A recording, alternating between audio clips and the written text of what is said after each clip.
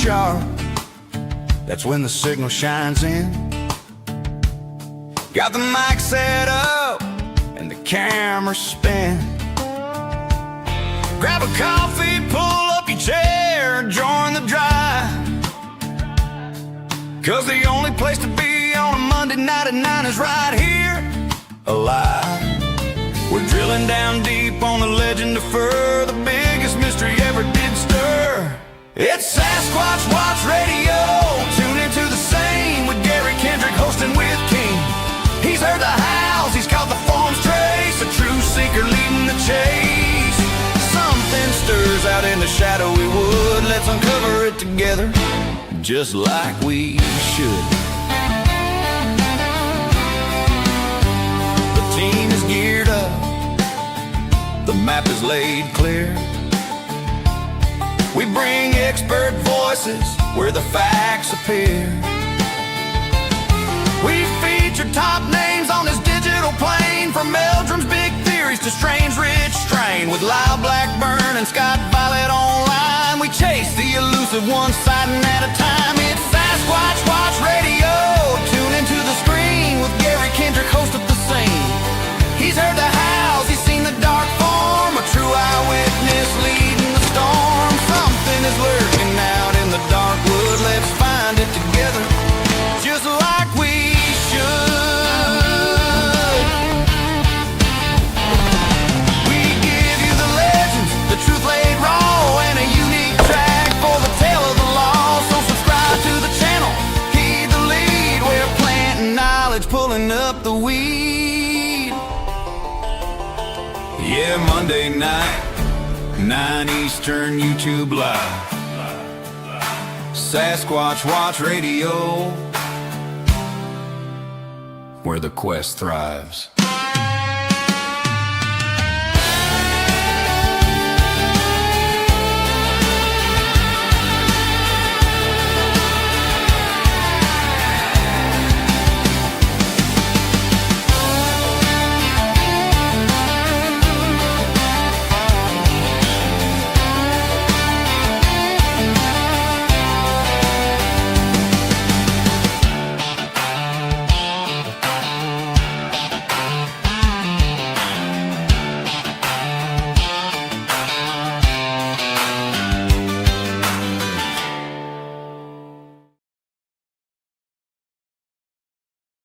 Hey, everybody. It's Monday night, November the 24th, 2025, and you're watching Sasquatch Watch Radio. We have a guest coming on, but he witnessed a slight accident up in Alaska, so he's currently on the side of the road with the Alaska State Troopers. I figure we'll go over a few things and wait on him to get in. We've got Fred Roehl on tonight. Fred is an oral historian, a Curyung Tribal Council member. He's collected over 200 accounts of the hairy man from up in Alaska, and I'm really excited to have Fred on tonight. He's got a truly interesting encounter story from about 2006. So hopefully we can get into that. Everything seems to kind of happen when you don't need it, I guess. But, that's just the way things are. We all just need to take a little time, I guess, and be careful. It's a rough world out there. Accidents happen, but you got to take care of each other. That's the main thing.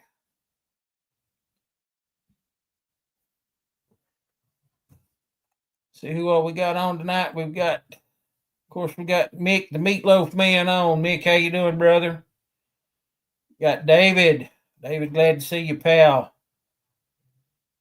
We got Bigfoot Balloon. I don't believe I've ever seen that one before. Bigfoot Balloon, introduce yourself a little bit there.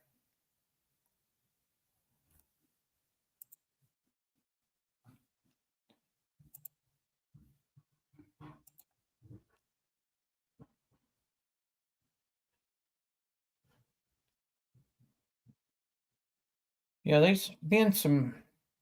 Oh, that's George Garcia. George, how you doing, pal? You threw me with that one.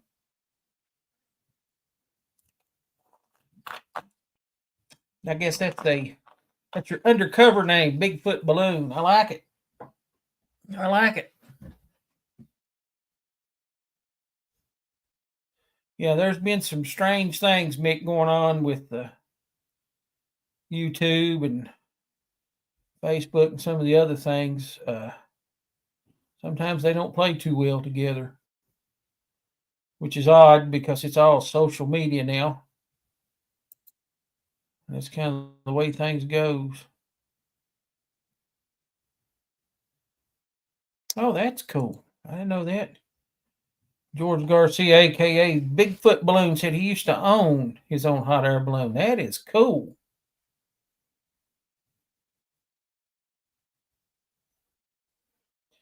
Mick, I'm sorry about that, brother. Mick says he can't see anybody else in the chat.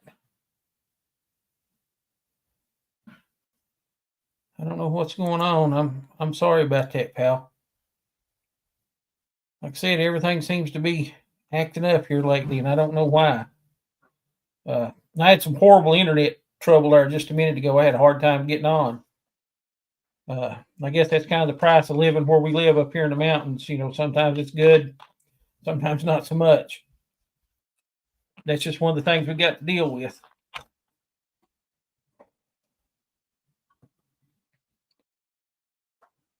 Mick David says the same thing. He can't see anything else either.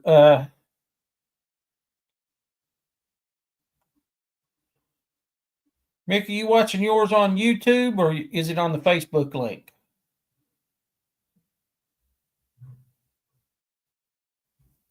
David, I'll ask you the same thing. Are you on the YouTube channel or the Facebook link?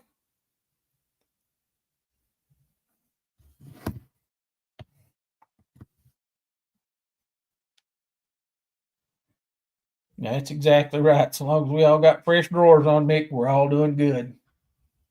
Yeah, you and David both are on YouTube. I don't understand what's going on. I really don't. I apologize. Might be something with the server. I don't know. Anybody got any news as of lately? Any new sightings? Anything fascinating happening?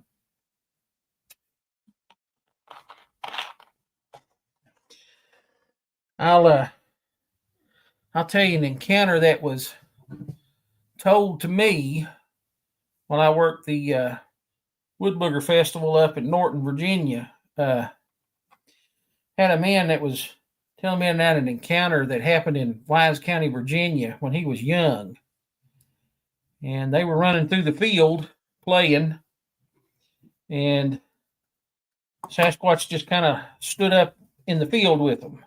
And they just kept running, and they ran back to their house. And kind of here in the mountains where you kind of build on the side of the mountain, sometimes you got like some steps that you have to get up to get into your yard. Well, there was 3 8-inch concrete steps that led up into the yard. And the boys ran up into the yard, and this thing came right to the edge of the steps and was standing there. And this guy said they were all of about a foot away from it. And they could see it breathing. They could see its hair moving. They could see its nostrils moving. Said it didn't make any noise. It didn't have any aggressive activity or anything. It just stood there and watched them for a second. And then there was a vehicle that was approaching, and it just took off. And I'm just going to tell you, being a small child and seeing something like that, I don't know what I'd have done. I would have probably needed some new drawers, Mick.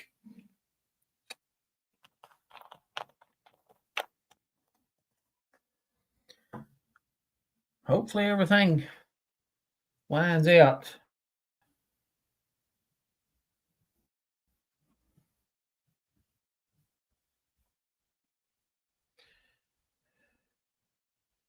Yeah, Mick, I've seen that. Steve Coles has some interesting things going on. He can't reveal much since he's going through a peer review process, but soon enough he'll open up on a show. Yeah, I think Steve and him may have actually had some had a promising DNA sample from what I've heard. I might need to get Steve back on the show when he gets something definitive on that. That'd be a good subject to go over. I know Randy Harrington had some hair samples that he sent off from his Washington expedition. And I'm kind of interested in seeing what that comes back.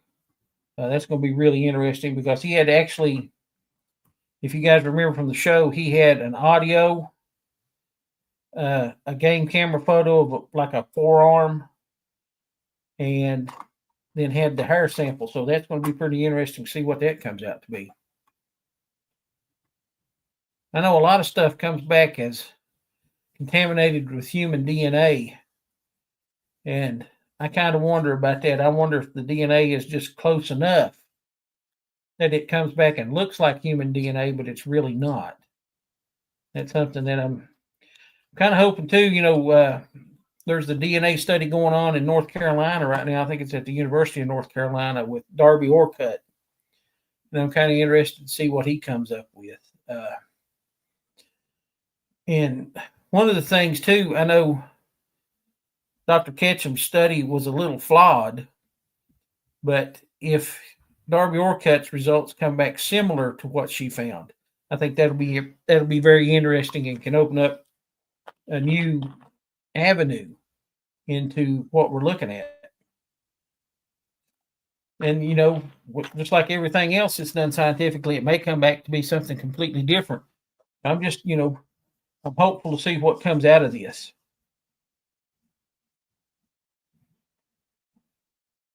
Be interesting to find out.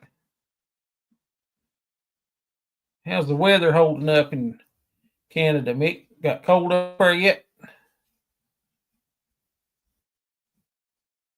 Georgia, it gets pretty cold in New Mexico too, best I can remember. I haven't been in New Mexico in a long time.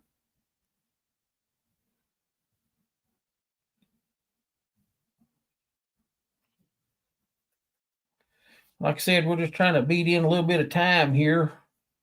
Waiting on Mr. Roehl to come in. Hopefully it won't be much longer.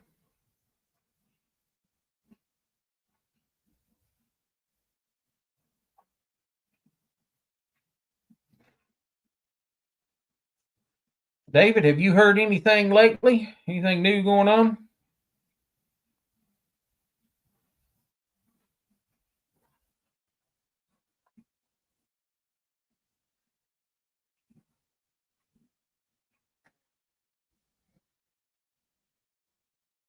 Oh, that's interesting right there. Both Dr. Haskell Hart and I can't pronounce that one. Agree that the possibility of human DNA could be the result of earlier crossbreeding. I don't know, thinking about the Canadian natives. A lot of the natives from here, around where I live at, they have tales of Sasquatch that would take females for breeding. So yeah, there's a good possibility that could happen. Yeah, we had Mick. We had a lot of sun today too. It got up there pretty good. David says he's trying to fix the chat thing, but no luck.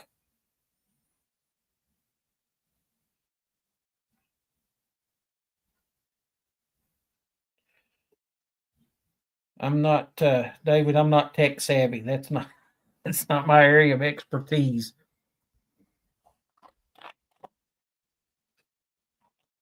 If it was something to do with a little bit of farm work or something to do with hunting or fishing, I could probably help out. But other than that, not much.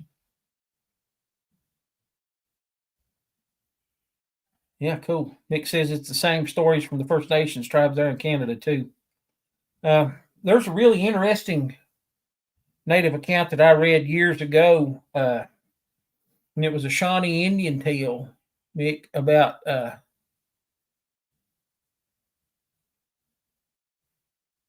hang on a second here. Let's see. George says, new story that came to his email today. FBI released Bigfoot's official file. That would be pretty neat. course, I'm sure if anybody knows anything about it, it's going to be them alphabet agencies. Seems like they know a whole lot about stuff and don't really let a whole lot of that information out. But the Shawnee tale was that Shawnee warrior had he paddled across this big lake to an island to hunt, and got caught over there at night. And he found a cave, and he kind of crawled up in that cave, and there was a nest inside the cave, and he looked around and didn't see anything, bear, mountain lion, or anything like that. And he just kind of crawled up in that nest to get some rest. And while he was in that nest, something came into the cave, and he said he was afraid to move.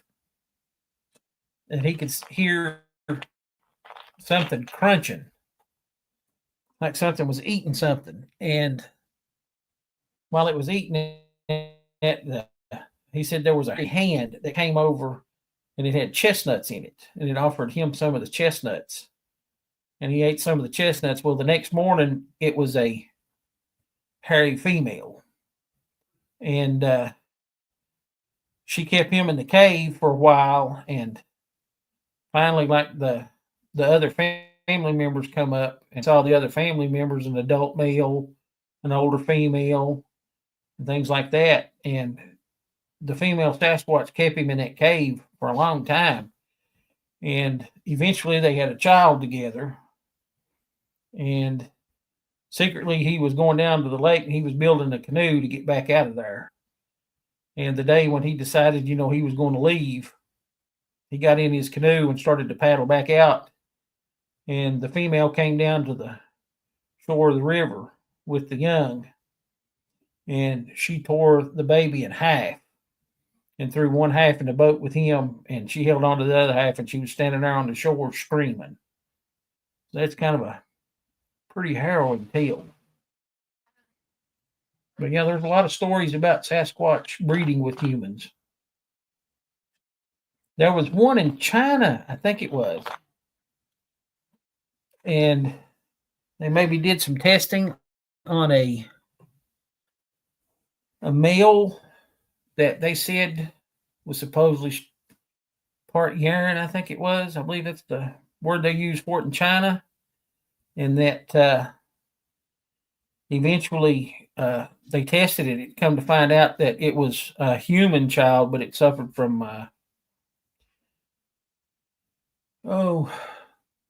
microcephaly or something like that. It had a small brain case, so the brain couldn't get any bigger. Yep, Yaren. Kind of hard to keep up with them. There's a lot of names out there. I know my ex-wife's uncle, who was in Vietnam, had a story of the Vietnamese rock apes and how they was rolling rocks down off the mountain onto his troops and throwing rocks at them. He said it was a pretty good gathering of them. Which that seems to be a theme when it comes to Sasquatch, rolling of rocks and throwing rocks.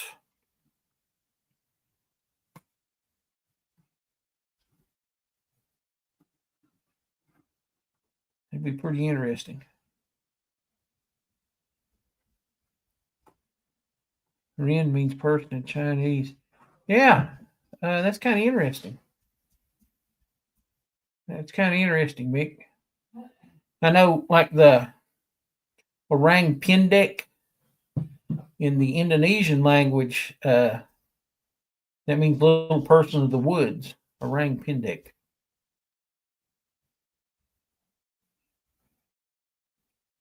I asked, me and my wife go to Gatlinburg off and on, and we was eating at Japanese steakhouses there, and the people that were working there were Indonesian. And I asked one of them if they'd ever heard of the orang pendek, and he got to laughing. He said, "Yeah, that's me." And I said, "What do you mean it's you?" And he said, "I'm the little man of the woods." And he got to explaining that to me. That's what that meant. I thought that was pretty neat. It's funny that every group in the world has a name for it. And, they all have these significant meanings. Every native tribe here in the U.S. and Canada both have names for it. And, they can all, hey, David says he's got it. To wild person. Garen literally translates to wild person. That's pretty cool, Mick. Learn something new every day. But that's kind of the theme, of how all the names come together and they all basically mean the same thing. It's some type of wild man or wild person or something like that. And, that kind of falls in with, the theory that I get stuck in. It's either some type of pre-human or it's some type of unidentified ape. And I think that's pretty interesting how those all come together.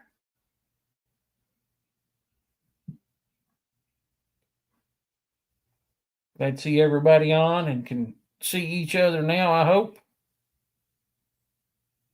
Mick, can you see the rest of the chat now?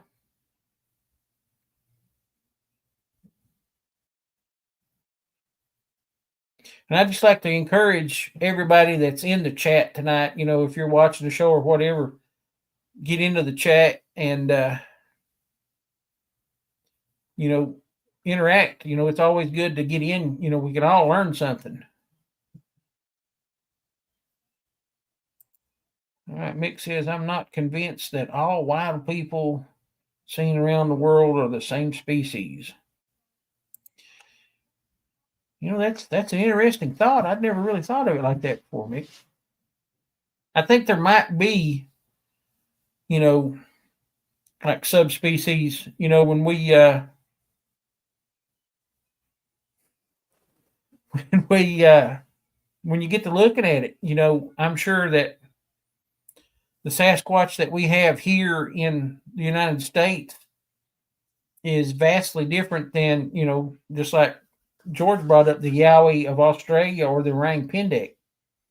I don't think they're the same. I think, throughout evolution that the two species have kind of split. And all that. Lord Mick and David's jockeying for naked open mic night, it looks like. David, I'm glad you said that because I'll just tell you right now, brother, I don't look good naked anymore.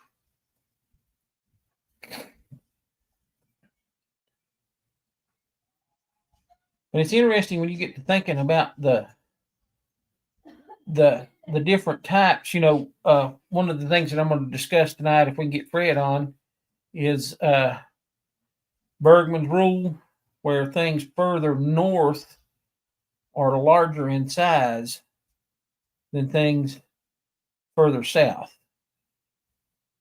And it's a really interesting theory when you get into it. I know here in the U.S., down in the Keys in Florida, which is, the southernmost part of the U.S., when you get into the Keys of Florida, they have what's called the Keys deer. Well, it's a subspecies of white-tailed deer that are really small.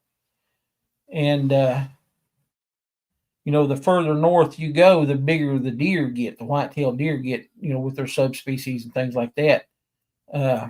Even in North Carolina, they have a coastal black-tailed deer that is a really, really small deer.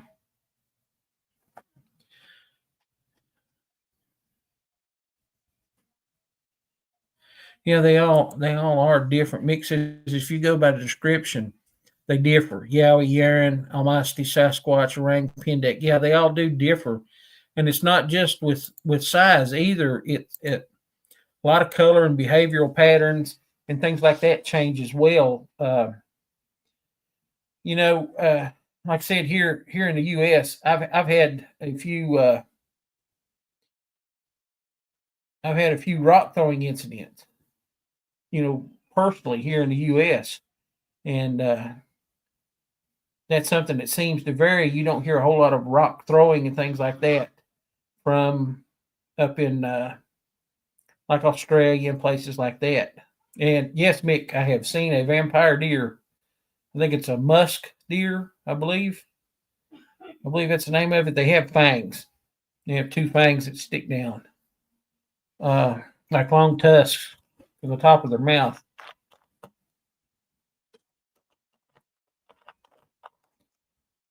I know there's a lot of, like on these game ranches and things out in Texas too. There's a lot of interbreeding with different like deer species and things like that. I'd read a little something on it, and I believe that Lord, it escapes me now what podcast I heard it on. It may have been the Dark Outdoors with Chester Moore. I believe it was the Dark Outdoors with Chester Moore. But they were talking about in Texas how warthogs had escaped from these different game ranches and had interbred with the feral hogs there in Texas and had produced a long tusked, extremely large hog. And just to be honest with you, feral hogs are rough to start with. That long one that's got really long tusks and exceptionally large. I actually just came back from our yearly hunting trip. Yes, Kansas Squatch. Kansas Squatch says, have you ever been, I'll bring it up here. Says, have you ever been whistled at in the woods by something unknown? Yes. And that is a big thing too in native legends too. You don't whistle at night. And of course, if you go to the Navajo Nation, they say you don't whistle at night because you'll call in a skinwalker. But it's the same thing in like the Cherokee legends. You don't whistle at night because that's, you know, a call of Sasquatch. They call it the Sukaloo. Did it sound human?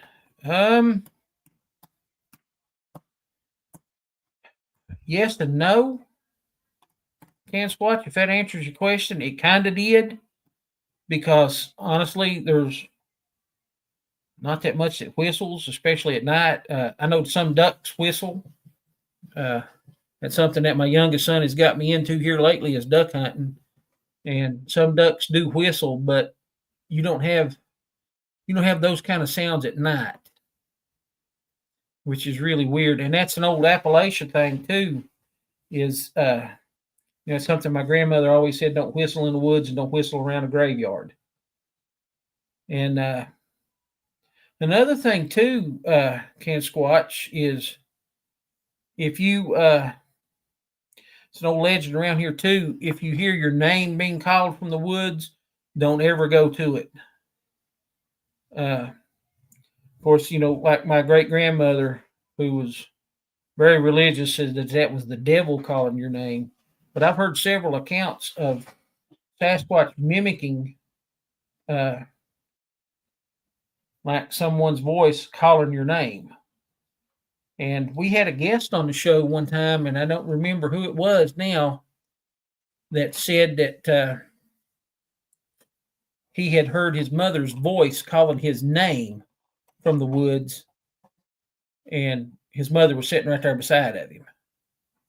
So I've heard that quite a bit too, about calling names. I believe Sarah Brown, I believe is her name.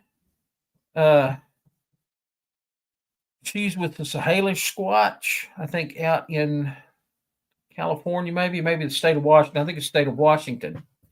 And they said that on her property, she could hear what she thought was Sasquatch calling her name from the woods. Something maybe 2 a.m. in the woods in Arkansas.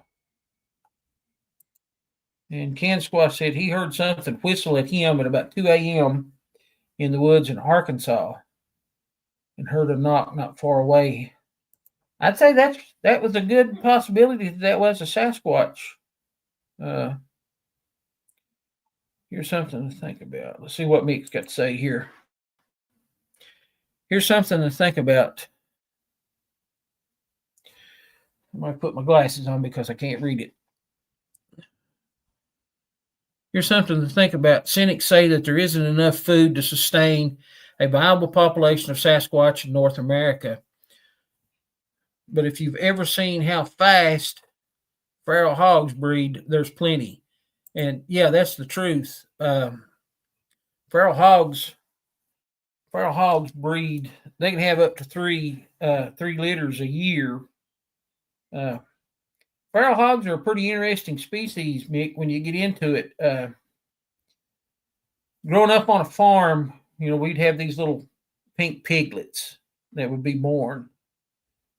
And once you turn those pink piglets loose and they become feral, they revert back to their most primitive form faster than any other animal. I think they said within 7 days, they start to revert back to their primitive state, growing hair, growing tusks, and everything from just a little pink farm hog. In 7 days, they can start.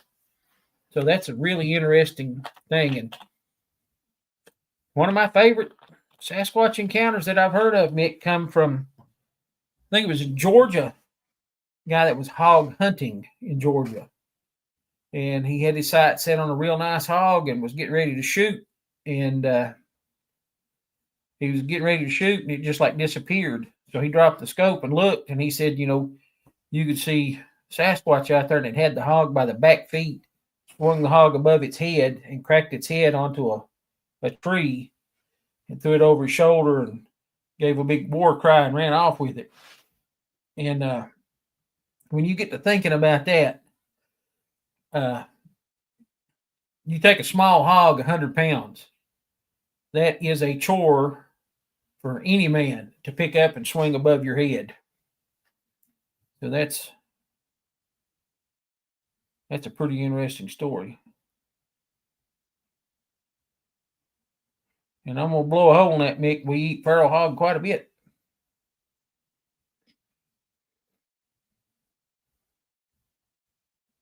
As long as you cook it really good, that's something you don't want any, has to be cooked really well done. But we've had several things out of the wild hogs that we've taken that we've eaten. Pork chops, some of the best pork chops I've had in a long time came from a wild hog.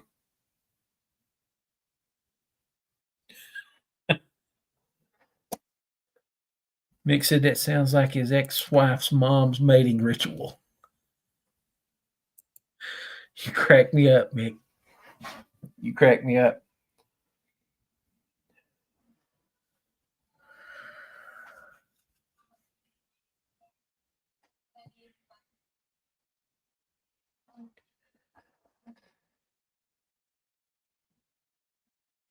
Let's see here.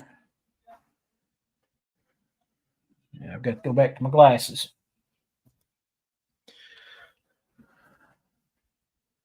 This is Mike Nation. Hi, everybody. I live in Ohio. And there are opportunists that will eat anything, and I mean anything. For hi, everybody. I live in Ohio. Opportunists that will eat anything. And then it says here, but they definitely like fruit way better than vegetables. That I know.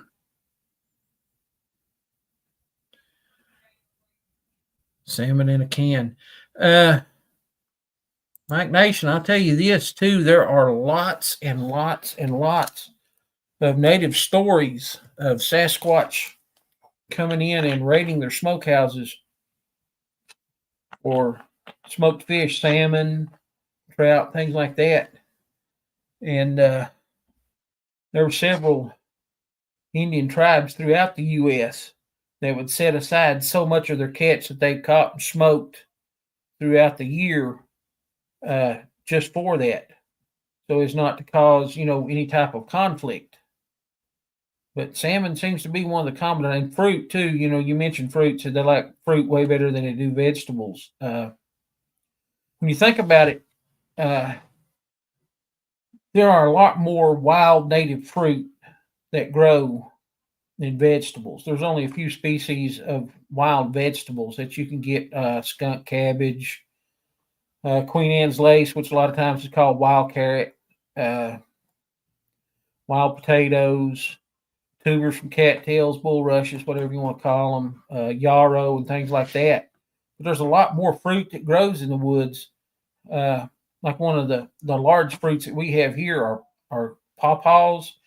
And I know everybody's going to look at me like I'm crazy, but it's a fruit. You can look it up. It kind of tastes like a cross between I think it tastes like a banana and a pumpkin combined. And that's a big one. Apples grow pretty much throughout the entire U.S. And that's always been something that I think that they feed on quite a bit. And there's several wild apples that grow. Certain types of crab apples and things like that. I think that's a pretty good source.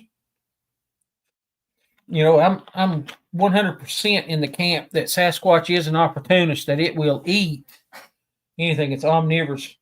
I'm pretty sure it will eat meat. It will eat plant material, whatever it can get. And with the thing that Mick said there, that there's not enough forage in the U.S. to feed a large population. I'll say this too, as far as the Native Americans go. Native Americans lived here for a long time, foraging on what they could get, and that's just common knowledge. We had natives here for years, so obviously there is enough forage to feed a large population.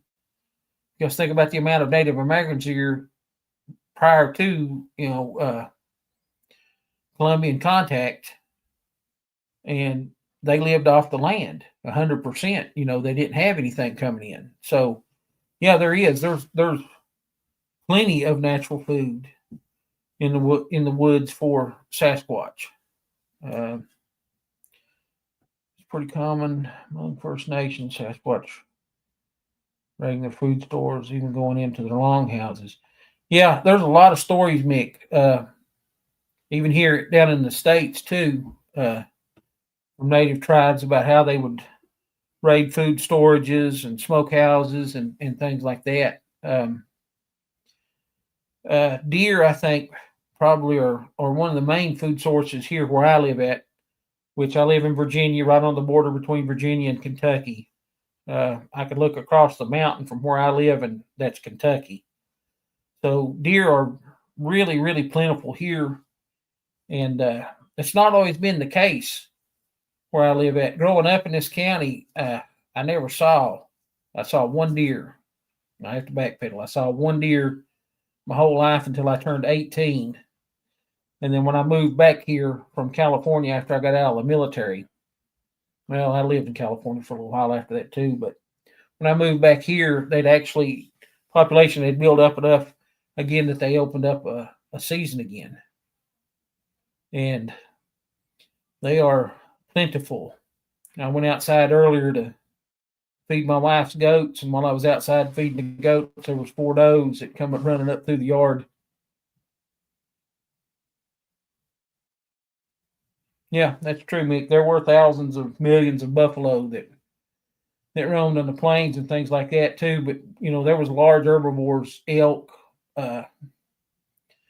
deer. You got moose up in the northern areas, antelope, things like that. Like I said, I believe that Bigfoot has some pretty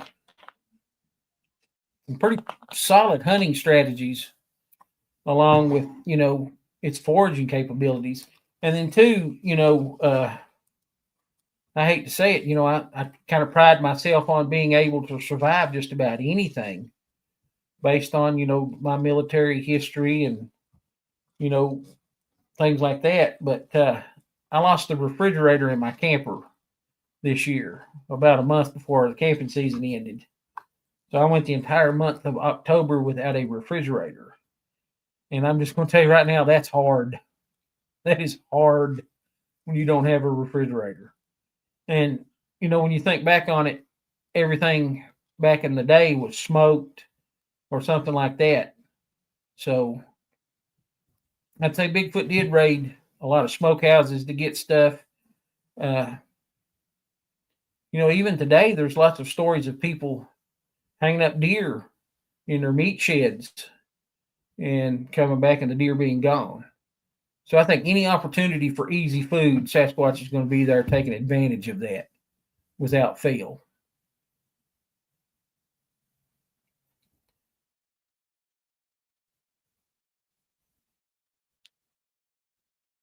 And another thing too, while we're on the subject of it too, I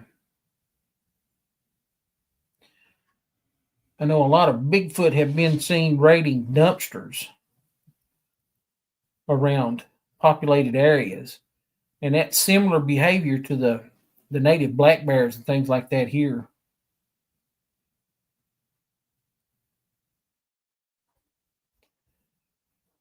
Yeah, George Garcia says that he has in New Mexico. He's never seen a live rattlesnake, but he's seen many rattlesnakes flat as a pancake on many roads in New Mexico. And I'll just tell you right now, George, you can keep all them you want. I don't want nothing to do with no rattlesnakes.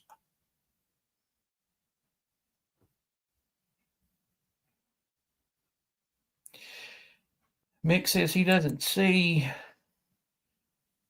He suspects that Sasquatch avoids messing with a moose unless they're desperate. Moose are freaking massive. Yeah, that's the truth. That's the truth. But I know, Mick, there's a lot of black bears and brown bears both here in the U.S. and Canada that are notorious fawn bandits. They'll wait for a moose or a deer or something like that to fawning season, and they'll come in and snatch the young ones pretty quick. So I would assume that it might be a hunting strategy for Sasquatch as well.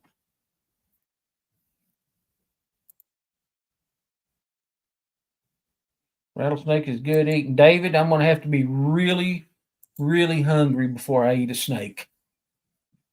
Things are going to have to go bad quick. I've got to think about snakes. As long as they leave me alone, I'm out.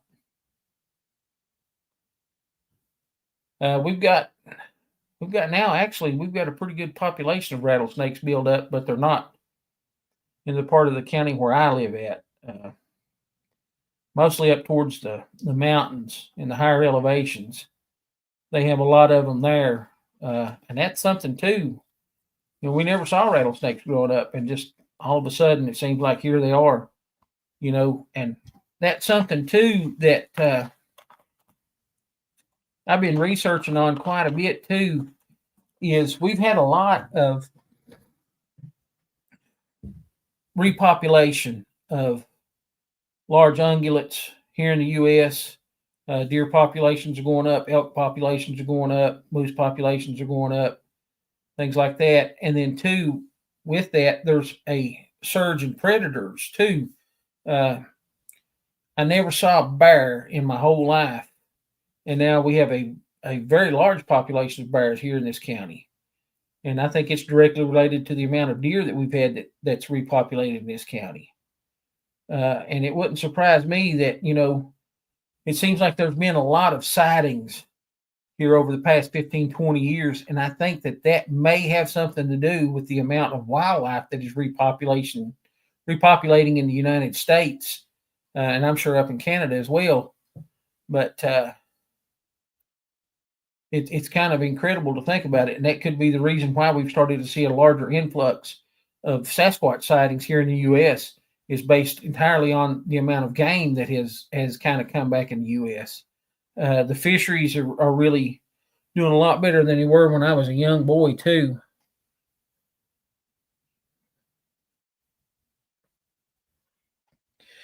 Yeah, I'm kind of in the camp as Mick there, David. I don't believe I want any of that. But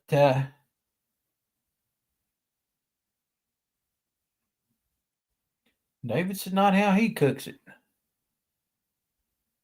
I don't know, one of my younger cousins killed a substantial rattlesnake here a few years back, and they fixed it, and he said it was really good.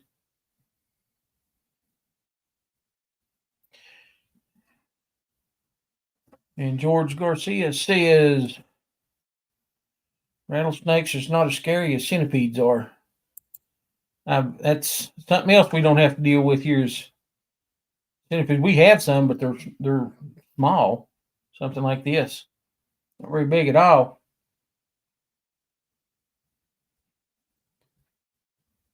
Which now I know a lot of grizzly bears will flip rocks and things and look for marmots and mice and things like that and moth larvae. And I heard an encounter here. I don't know if it was one of Fred Roehl's encounters or not, but they were talking about they came up on a Sasquatch flipping rocks looking for Sasquatch. So that would be kind of interesting behavior. I really think that as far as habitat and diet and things like that, that Sasquatch is really similar to bears. I think, like I said, they're really opportunistic. You wouldn't think of something as large as a black bear or a brown bear being able to sustain itself on something like insect larvae. But that's a really common behavior among both black bears and brown bears, is they'll hunt for these insect larvae. And that is a pretty good source of protein for them.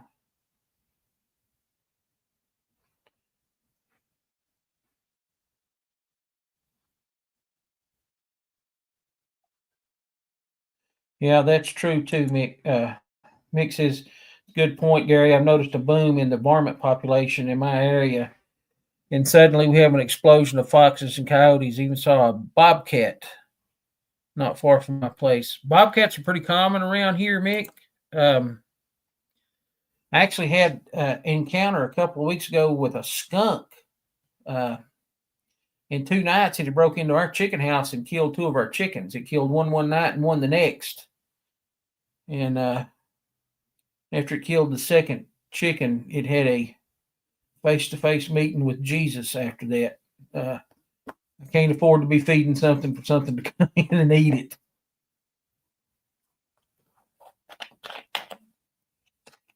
But yeah, we've had a really big coyote explosion around here as well. And that is also a notorious fawn thief right there too. Coyotes, when the coyotes first started moving back here, Mick, they really put a hurt on the turkey population in this area. And the turkeys have actually come back pretty good, from that. Anytime I think where you have a big change in the natural prey and predator situations, that there is that opportunity there for something new to move in. And like I said, I think that has a lot to do with what I kind of call urban Sasquatch. Like even in the town here where I live at, which we live outside of town, me and my wife do. And even in the town, the deer population has gotten so thick in town that you can't have anything out. You can't plant flowers outside. The deer. My dad lives in town, and whenever he plants his flowers, he loses about 50% to the deer coming in and eating them. Mick says bobcats are not common in southern Ontario. Up in Algonquin Park, they're plentiful. Yeah, and I'll tell you something that's odd too.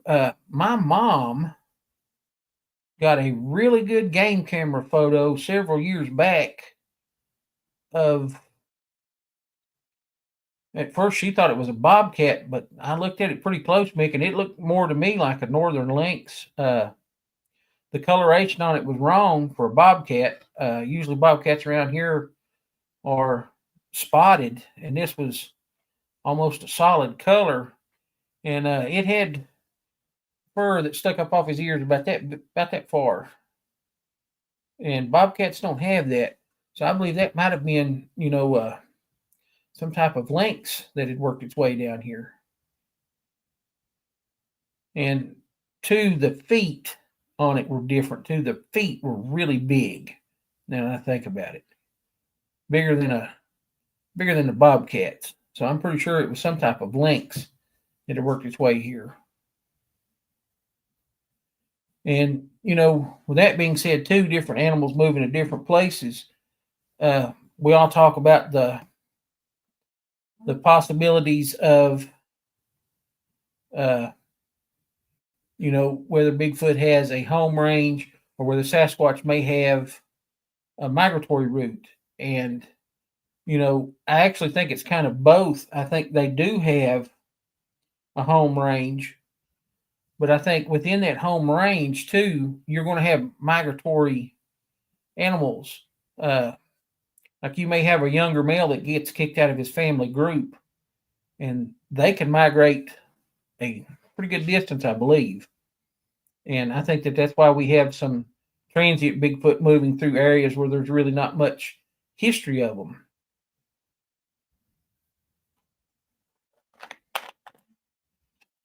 I think they'd found a mountain lion somewhere up north. I want to say like Vermont or somewhere like that had been tagged and collared in Montana. And that's a pretty long haul for one solitary cat to move, from Montana to maybe Vermont or somewhere like that. Maybe it was New York. I'm not for sure now, but it's somewhere up north. And that's a long route for one individual animal to move.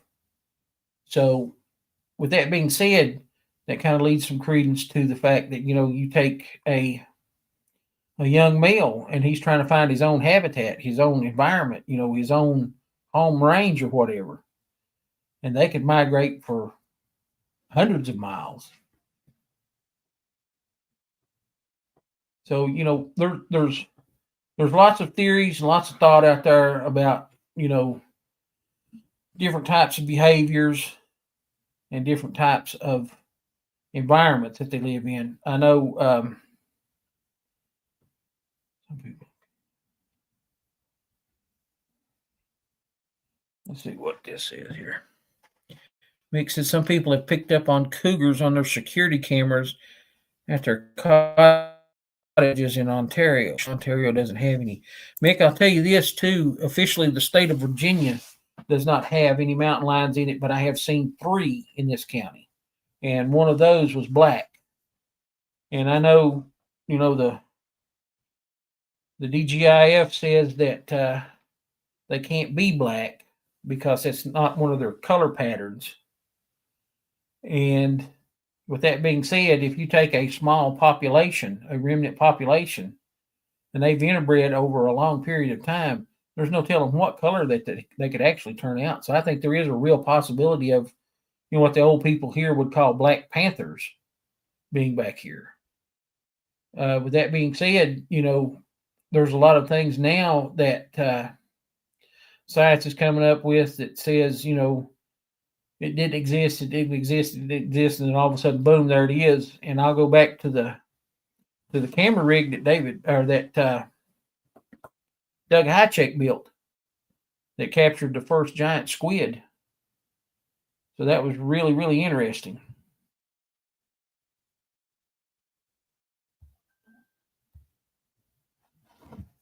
I'm getting a message here. This may be Fred.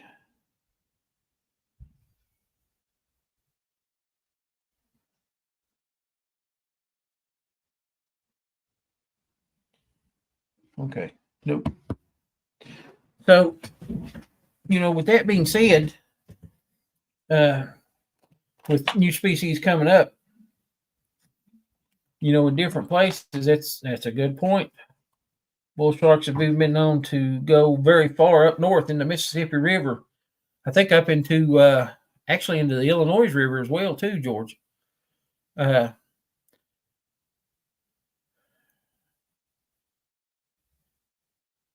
Mick, there has been some jaguar sightings, and that's something that's fairly new. They've moved back into Texas, and I think they've been seen even as far as Louisiana now. which Texas and Louisiana are pretty close anyway.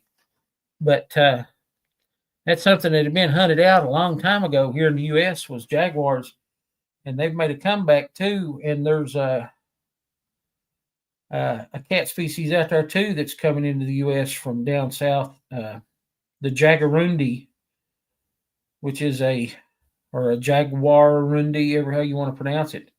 It's a really unusual looking cat, and they can be black, all black. Jaguars can be all black. Most of your spotted cats have a melanistic phase to where they can be all black. There's even been a few bobcats that are spotted in a melanistic phase, being all black, which, relating that to Sasquatch, which, I try to keep everything relating to Sasquatch. I think that's why there's a color difference in a lot of different places. I don't think they have the same coloring everywhere throughout the U.S. I think it depends upon realistically where they live at. When you get into like some of the sightings that they've seen in Louisiana and places like that, they talk about them being kind of green. And I think possibly the green coloring that they're seeing down in like Louisiana and places like that is, the possibility of a human environment. You may have some type of mold or something, or some type of algae or something growing on their fur. And I think that's a real possibility, especially if you stay wet, you'll see that. I know in Japan, it was really common for your leather boots. They would like mildew overnight. You'd have to clean them off quite a bit and keep them shined really well to keep that from happening. But I think the color variations that we see a lot in the different Sasquatch species is an environmental adaptation that they use for camouflage and concealment throughout different places in the U.S.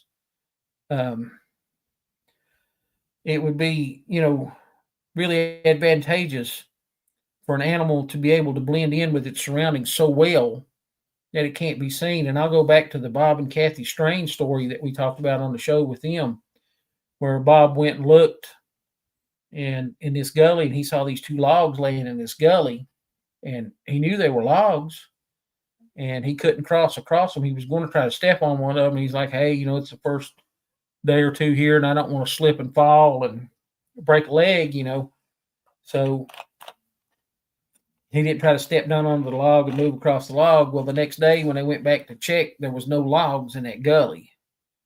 So that was probably the two Sasquatch that Kathy had seen that day, and they were just laying down and being still and just blended in so well that, you can't tell the difference. And people will argue the point that, it can't camouflage itself in that well. And the reason it can't camouflage itself in that well is, nothing can camouflage itself in that well. Well, I've, old United States Marine, and I'm here to tell you right now, it's not, anything big for a fairly large, young 200 and some pound Marine to lay down in the grass right in front of you and disappear. So that's all relevant. It could happen. Let's see. I think it's Kevin Platt, I believe. I have to put my glasses on, Kevin. I'm sorry. I'm in Washington State. Oh, no. I'm in Washington State. Mountain lions is all we have. Yeah, that's, Washington State's pretty famous for them. I've never been, around anywhere else. All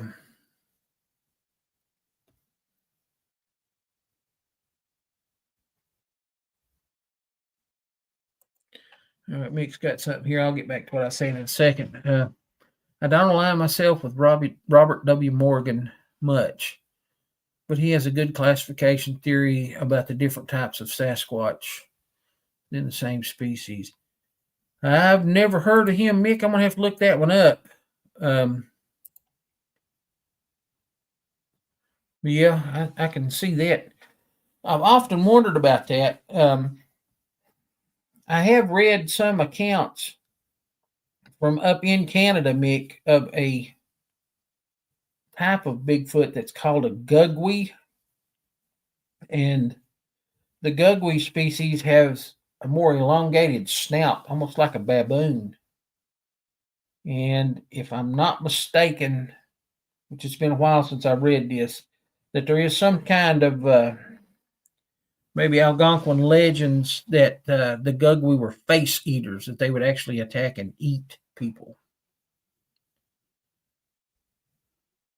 I'm going to have to look that up, Robert W. Morgan.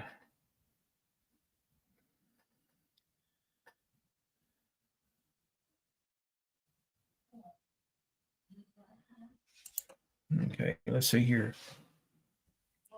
Kevin says, I think there's been many species all over the world. I've had a freaky experience outside of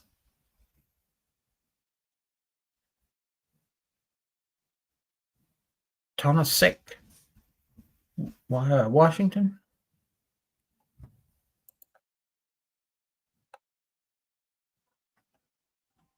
Tonasek, Washington. Kevin, elaborate a little bit more if you don't care. We'll get into it.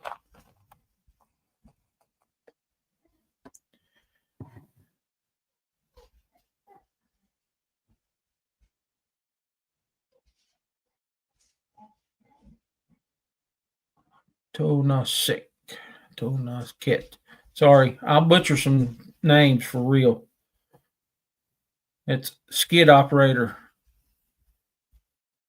I bet you work as a logger somewhere, skid operator.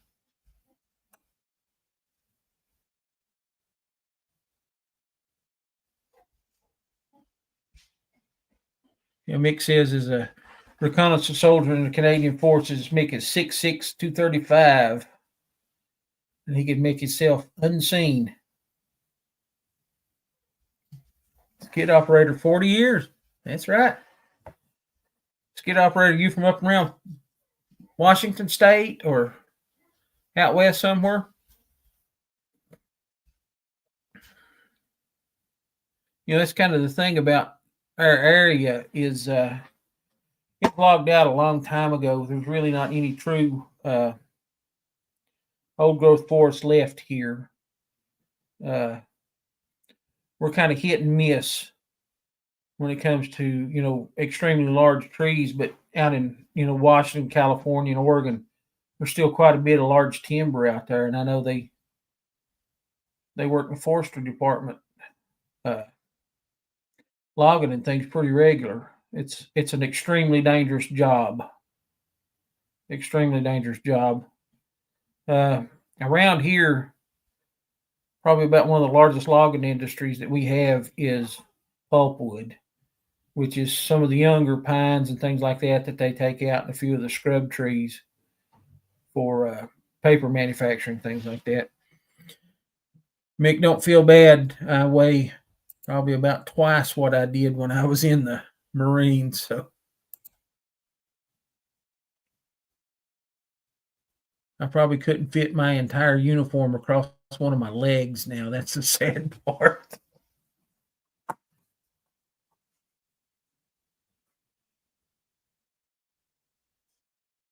Skid operator, have you had any encounters in the state of Washington that you'd like to talk about?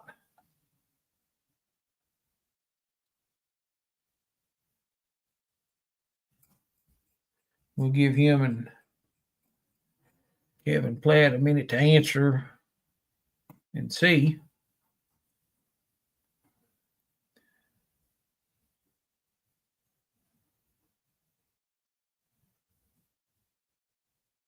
Yeah. Did you care to talk about him, skid operator? Put a little something in the chat so we can discuss it. And guys, by all means, if you don't want to discuss it in the chat, that's fine. You can contact me on Facebook or anything like that. He says he's had rocks clacked at his home and house slapped. I'll tell you what, that is a really common instance, house slapping. And I'm not for sure if, you know, what the purpose behind that is. but I have read a tremendous amount of accounts about the house slapping. Weird talking outside too from the skid operator. That's interesting. I know we all in the Bigfoot community, we all have a lot of kind of animosity towards each other based on our beliefs, as what we believe in and things like that. But there are a few things that we all agree on. And Ron Moorhead has some of the out there kind of theories with his quantum Sasquatch, which I'm not going to deny it. There's a strong possibility that any of that stuff can happen. I try to use more of a common person thing when it comes to, I'm kind of an outdoorsman, guys, and when it comes to that, I try to deal more with common animal behavior, such as, the house slapping and things like that. What would an animal do? Why would it do that? Why would it slap a house? And things like that.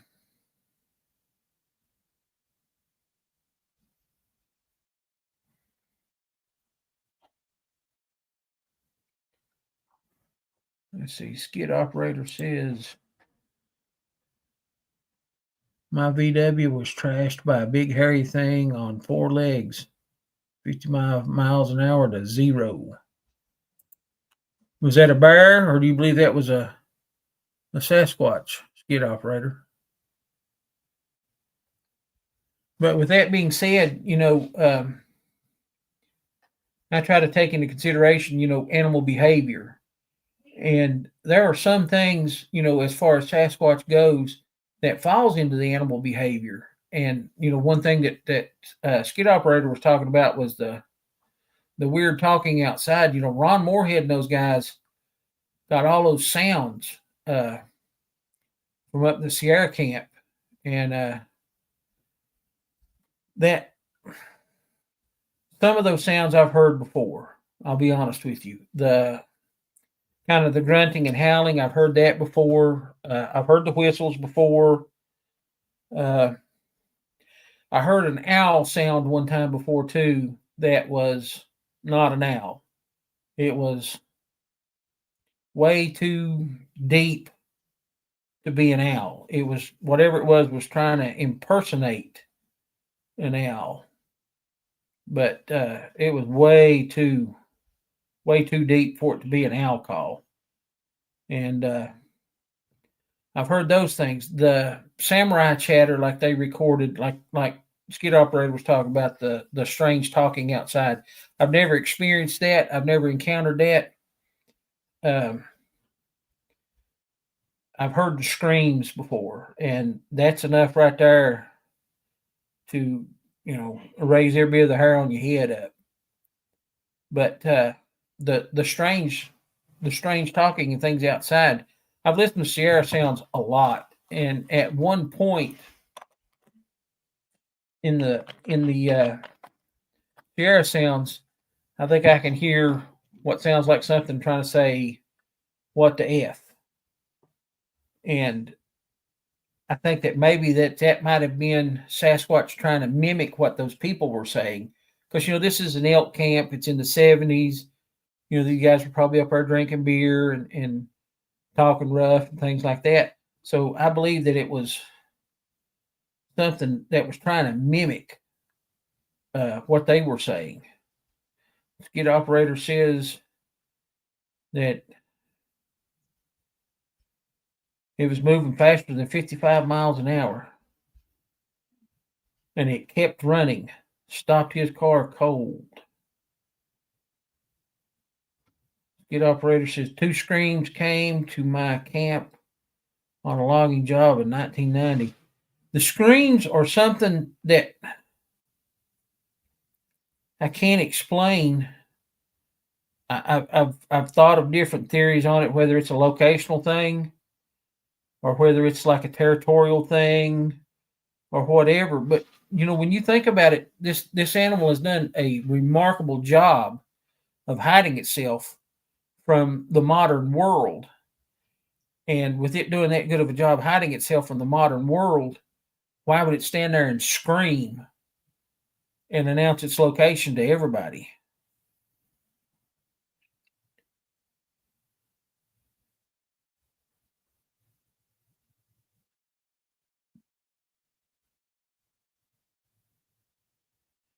Yeah, he's a skid operator says two screaming creatures sounded like women on fire.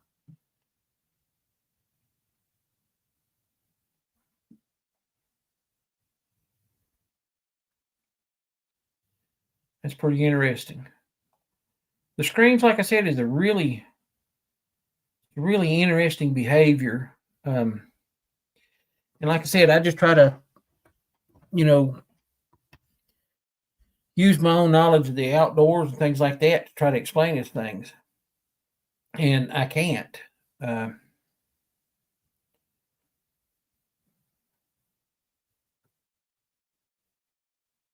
uh, Kevin Platt says, bang sound against a tree trunk, then tree knocked down. No storms, really weird. And I'll just say this too, for anybody that's out there on the chat or anything like that, if if you're an outdoorsman or anything, it is kind of rare to be outside and hear a tree fall. Now, I'm not saying it's not possible. It's not something that you hear every day. But with that being said, too, in one instance, Kevin, where I was fishing with some friends down below my house, we actually heard a couple of trees get knocked down. And the guy that I was with said, "Oh," he said, "I guess that was Sasquatch." And I said, "No, that was just the same tree falling 3 times."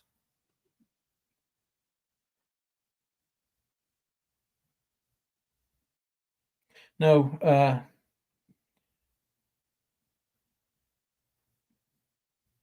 stoned picker.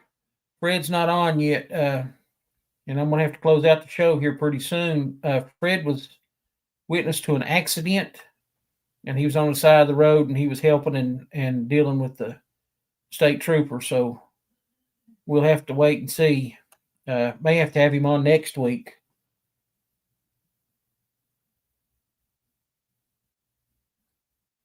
Depending on how things go.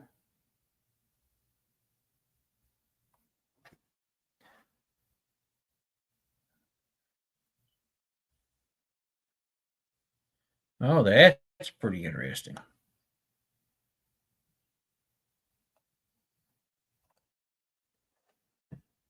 See if I can roll back up to that. Skid operator said when they converged on his camp from opposite directions, they quit screaming and started busting up a lot of wood. That sounds to me like an aggressive type behavior.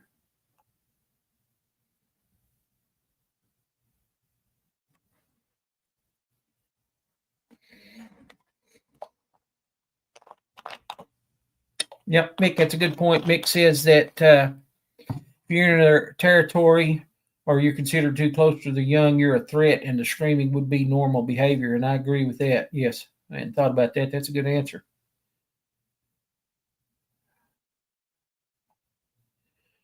Yeah, stone picker, I'll agree. Anytime that you can step in and help somebody out, that's a good thing. That's a good thing.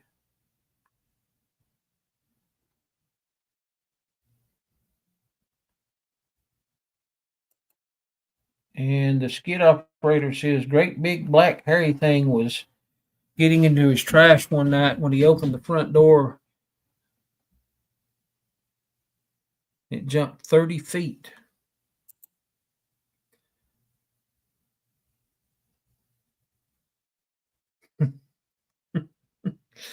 Stone Picker said it may just be mating season. Well, guys, it's 15 after 10. I'm probably talked you guys to death about nothing. I'll try to get a hold of Fred, and we'll try to have him back on next week. Hopefully things will go better and we can get everything in. That's pretty interesting. Stone Picker was going along with what skid operator said. He said he's seen a juvenile taking 10-foot leaps on all fours. Can hardly imagine a 30-feet jump from a big guy. I think anything is possible. It's really incredible when you get into what these animals can do. But guys, I'm going to go ahead and log off now, and I'll get a hold of Fred here in a minute, and we'll try to get him lined up for next week. Hopefully everything will go better. And with that being said, you guys have a great night. Everybody have a great Thanksgiving here in the States. Mick, I don't know what you guys have up in Canada. Boxer's Day, maybe. I'm not for sure. But everybody have a great Thanksgiving. Enjoy each other. Enjoy your families. And be thankful for everything that we have. Guys, have a great night. And we'll talk to you guys again Monday night next week. Good night, everybody.